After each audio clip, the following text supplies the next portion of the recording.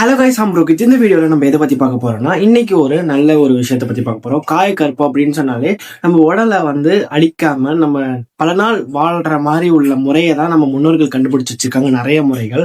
அதுல ஒரு முறையை பத்தி தான் இந்த வீடியோல பார்க்க போறோம். டெய்லிக்குமே தினமும் மாலையில ஒரு கடுக்காய் பொடியை ஒரு டம்ளர்ல போட்டு, ஒரு டம்ளர் தண்ணீர்ல கடுக்காய் பொடியை போட்டு சாப்பிட்டு இருந்தா காமாலை நோயே வராது அப்படின்னு சொல்லிட்டு நம்ம முன்னோர்கள் சொல்றாங்க.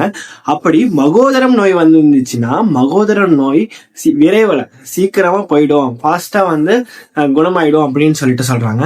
அதே போல இந்த பிரம்மை முதலிய பித்த நோய்கள்லாம் இருக்குல்ல, அதாவது சைக்காட்ரிக் டிசீஸ்லாம் இருக்குல்ல, இந்த டிசீஸ்லாம் போக்கக்கூடிய தன்மை இந்த கடுக்காய் பொடிய மாலையில ஒரு டம்ளர்ல போட்டு ஒரு தண்ணீர்ல போட்டு குடிக்கும் போது இந்த நன்மைகள்லாம் நம்மளுக்கு நடக்குது அப்படின்னு சொல்லிட்டு நம்ம முன்னோர்கள் சொல்றாங்க.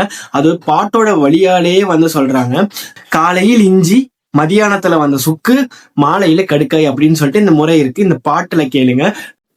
காலமே இஞ்சி உண்ண காட்டினர் சூத்திரத்தில், மாலை அதிலே கடுக்காய் மதியான சுக்கருந்த, சூலமே தேகமடா சுக்கிலத்தை கட்டிவிடும், நாளமே உணதுவிந்து நற்றேங்காய் போலவே அப்படின்னு திருவள்ளுவர் நயன கற்பம் 300 பாடல்ல சொல்லியிருக்காங்க. இந்த வீடியோ உங்களுக்கு யூஸ்ஃபுல்லா இருக்கும் அப்படின்னு நினைக்கிறேன். இந்த வீடியோ உங்களுக்கு யூஸ்ஃபுல்லா இருந்துச்சுன்னா இதே மாதிரி நிறைய காயக்கற்பு முறைகளை பார்க்கலாம். இந்த வீடியோ உங்களுக்கு யூஸ்ஃபுல்லா இருந்துச்சுன்னா லைக் பண்ணுங்க, ஷேர் பண்ணுங்க, சப்ஸ்கிரைப் பண்ணிக்கோங்க. பாய். இன்னொரு வீடியோல சந்திப்போம்.